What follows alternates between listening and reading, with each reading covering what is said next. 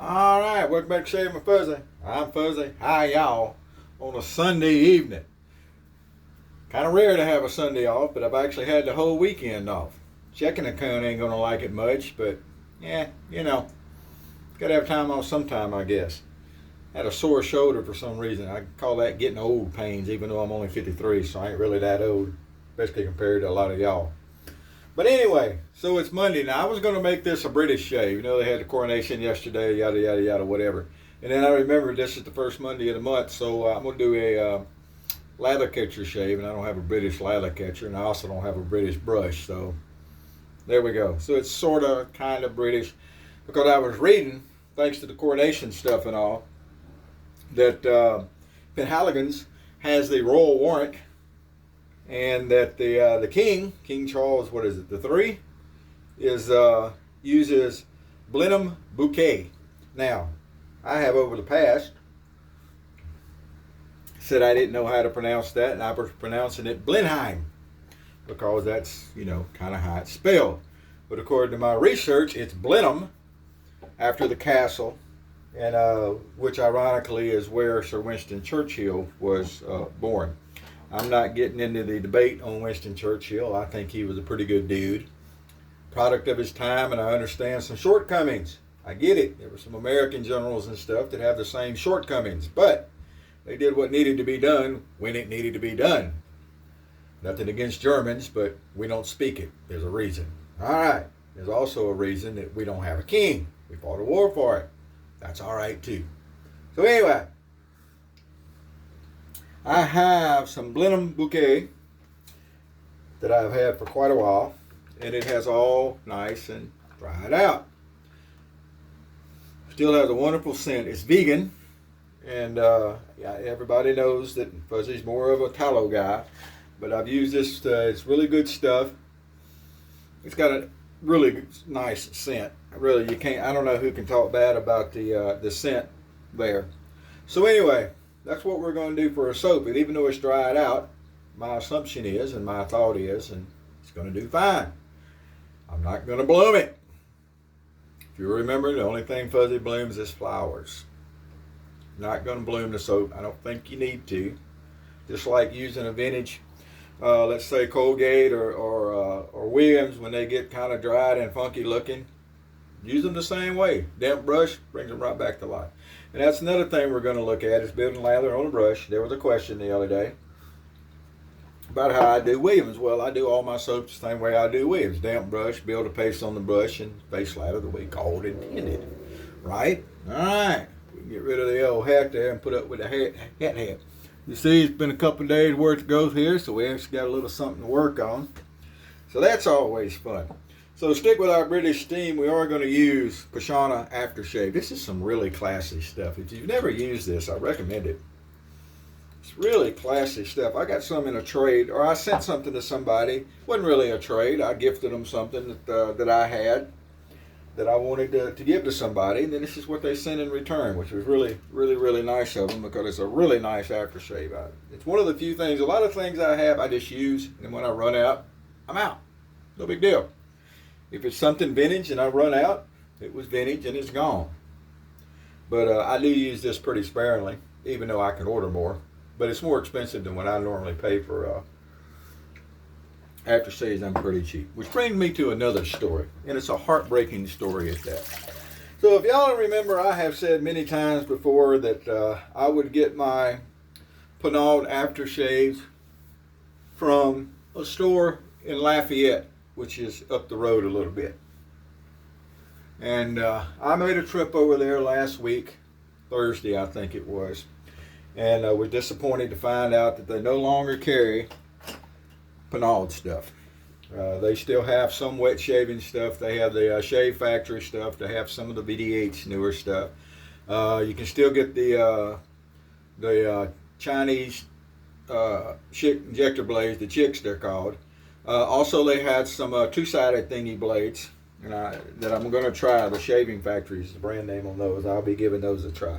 But they no longer have Williams, of course, and they no longer have the Penald line, except for they do have one of the Penald hair tonics, which I sometimes have on my counter here and don't have right now. So There you go. Another honey hole. Not a honey hole anymore.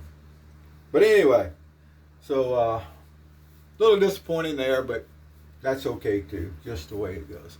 All right, so the razor for today is a 1900-ish. I think this is a 1900 Superior. I think the other one I have is a 1902. It's a lot more ornate. This particular one, I've got it mounted on a handle that was made by Jayara, if I remember correctly, with a ferrule that was made by T. White. And everybody knows I'm not huge on shuffling stuff around with razors and all, but as I recall, I got this razor head without a handle. Could be wrong about that, but that's usually when I will replace a handle, is when I have one that doesn't actually have the original handle. And I don't go lose a handle just so I can replace it. Now the next thing is, this is the blade that was already with it, and I'm thinking it's good. If it's not, we'll take long enough to slap another blade in. That doesn't take just a second. Just start with a new blade to start with. No, I'm not going to do that. Jeez, why waste? Well, they're cheap. Okay, why waste? Jeez. All right, so we'll put a little more water here in the old basin, just because we are. Now, we start with a damp brush. It's not dripping wet, but it's damp. Take it out, let it soak in the water. This is a Maggard's Boar and Badger mix. No particular reason that I grabbed this. Actually, there is a reason. I grabbed this brush and I was thinking Maggard's was a Canadian company for some reason. Apparently it's not. But that's what I was thinking when I first picked this brush up. And by the time I've already decided I'm going to use this brush, so it don't really matter. But we're just going to get in here on top of these chunks of soap and see if we can build us a paste. Now all we're looking for when we're starting out here is the same I do with every soap. This is what I do with Williams. This is what I do with everything, is you're looking at building a paste. Sometimes you have to dip just the very, very, very, very tip of the brush into the water and get a little more moisture on it. How do you know when you have enough moisture it starts building a paste like you want? It's all, you gotta watch what's going on and figure it out. Not everything has a recipe. My mom didn't cook with recipes. Everything had to look right and smell right. So every time she did it, it was a little bit different. It was always good, but it was every once in a while a little bit different, and I do the same thing. Now my cooking, unlike my mom's, my cooking is what I call not particularly. And just about everything I cook is not particularly. And what does that mean? Well, in Fuzzy's cooking, not particularly means it's not particularly bad, even if it's not particularly good. I made cabbage soup today. One of my favorite things to make. It's relatively inexpensive for the amount you get. I really like cabbage anyway. And a good cabbage soup. I put bacon and ground pork in this one. It's onions and mushrooms, and but it's not particularly good, but it's not particularly bad. So maybe that's a lot of things I'm that way about it. It's not particularly good, but it's not particularly bad. All right, so you get a paste, and that's what we're looking for. And with that paste, then you can go up on the old face, because we face lather around here, and you start working up a lather. Now, a lot of people say, and I mention this almost every time, I know, but y'all remember that not everybody has watched every video every time. So sometimes y'all hear stuff, I just want to be sure people know. But we get the thing where you can't adjust your lather as well as you can in a bowl. And my answer is, well, yes you can, in my opinion. So we're going to add water just by dipping the very tips of the brush. That's all it takes, is the very tip of the brush. And we add a little water as we go. And we're building this lather. Now one thing is, you're doing wonders for your face like this. In my opinion, now, I don't moisturize and I don't exfoliate, all that kind of good stuff. But I hear it's good. And that's kind of what you're doing when you're rubbing a good brush. Now this brush is softer than your average boar. But it doesn't feel any stiffer than a good badger. I mean, it's a really nice knot, even though it's huge. And mine's really nice because it's in a hand-turned handle. From Canada. Hey, there we go, that ties it in. Canada's a member of the Commonwealth, right? Well, this handle was made in Canada, which makes it, part of the Commonwealth, even if it's not the Empire anymore. All right, we're going to add water one more time. Got us a good lather going. We're not, frosting a cake. We don't need buttercream. You don't need piles and piles of lather for it to be a good shave.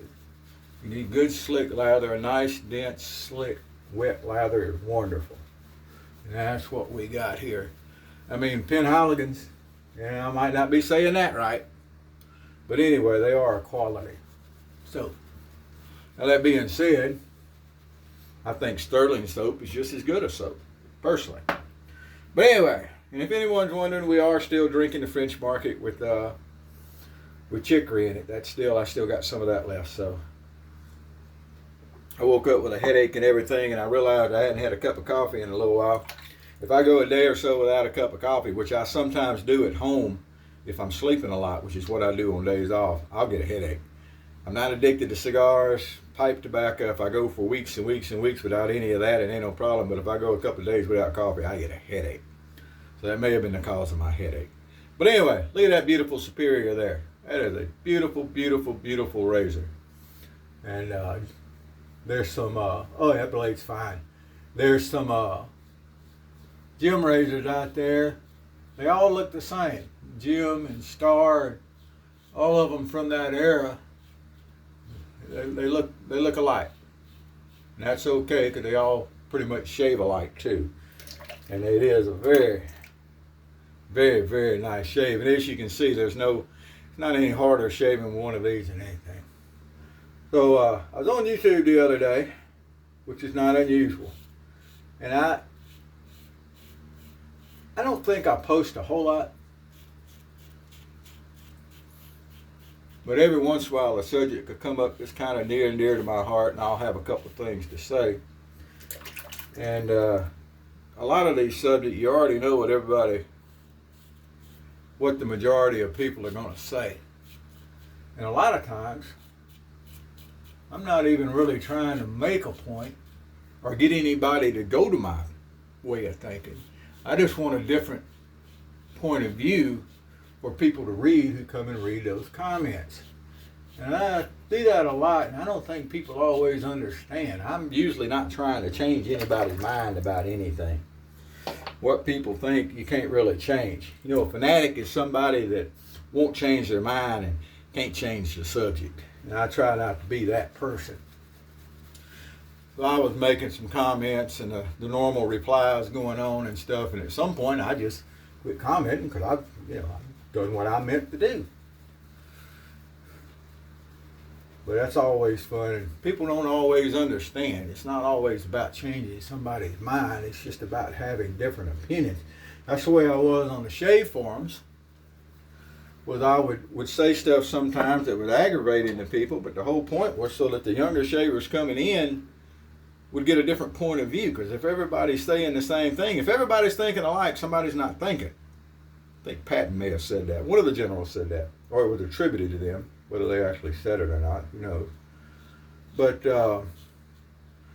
like blade starter packs. Why in the world would you recommend to a new person who's just getting into shaving to go and try a bunch of different blades? They're not going to know what this blade is better than that blade, which really blade's a blade, razor, razor. I don't think they're better anyway. Find something that cuts hair and learn to shave. Learn your technique. To me, that's the most important part of anything like this, learning your technique. Then you can go find a blade you like. I have favorite blades. There's blades that maybe last longer than other blades. But a sharp blade is a sharp blade. As long as it's not in a defective razor, you can hold pressure and angle, it'll shave. I know people that say they can only shave with a feather razor for one shave, and then they have to throw it away because their whiskers are so tough that it just won't work. And every time I see it, I say the same thing. Horse feathers. But it's their shave. I'm not trying to change anybody's mind. I just want other people reading, especially people that, are looking for information. If you're looking for information, sometimes it's good to have more than one point of view there, right? Absolutely. I think carbon steel blades and the single edge razors are superior to stainless. Now there are some exceptions to that. I haven't found a good carbon steel injector blade, and I haven't found a good carbon steel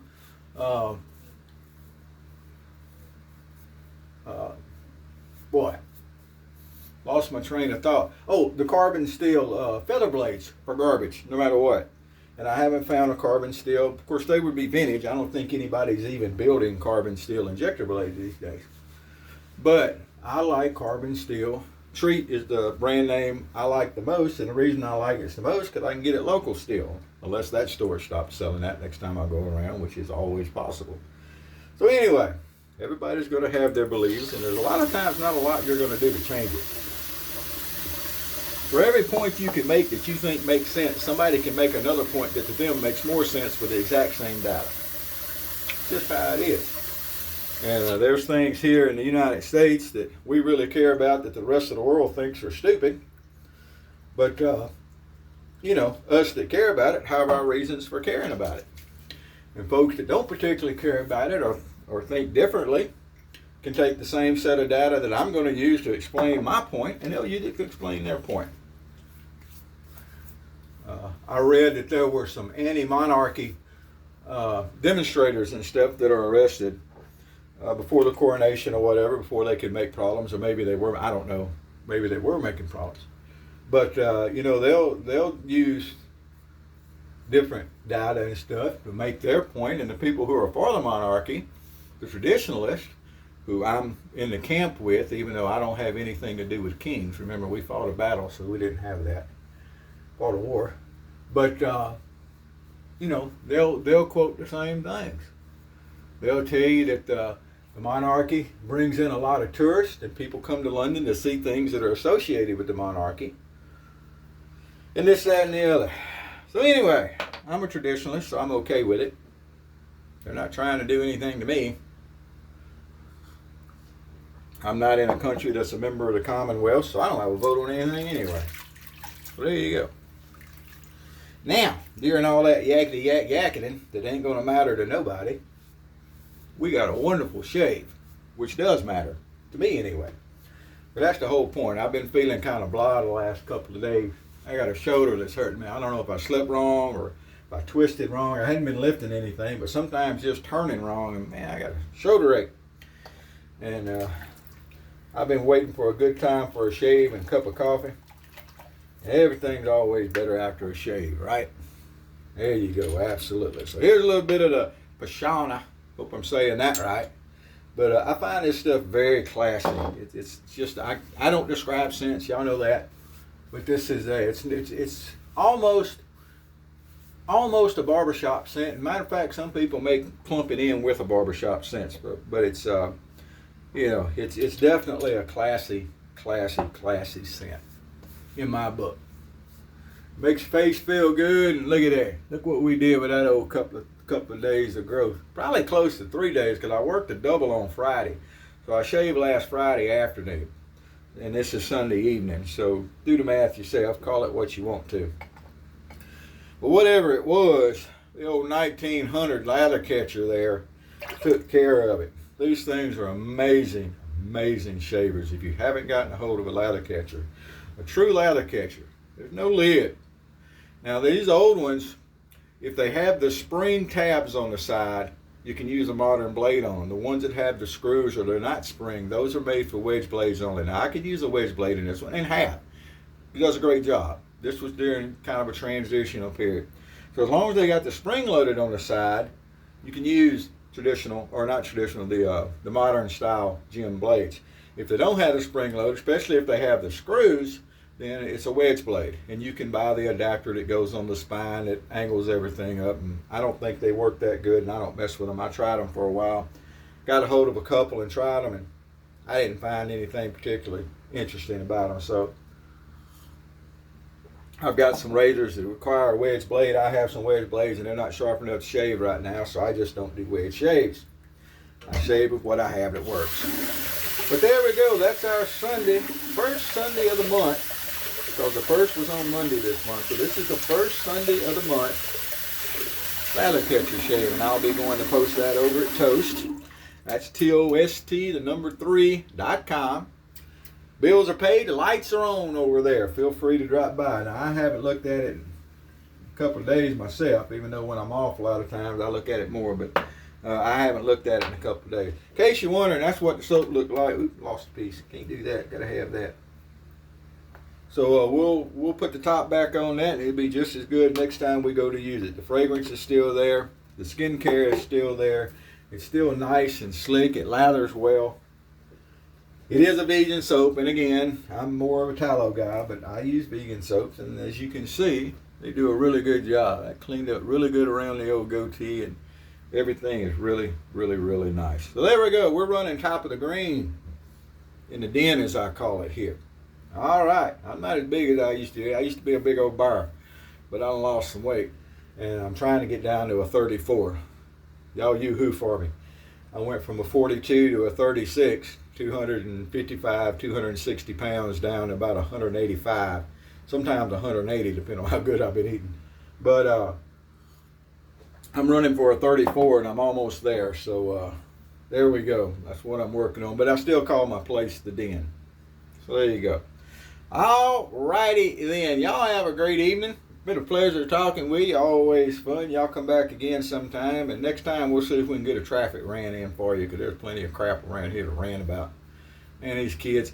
Luckily, we're going into the summer break, so there's not as many kids right now running around here, right around LSU, as there could be. There's enough. But anyway, y'all have a good evening. Whoever you are, wherever you are, whatever you're doing, happy shades to you.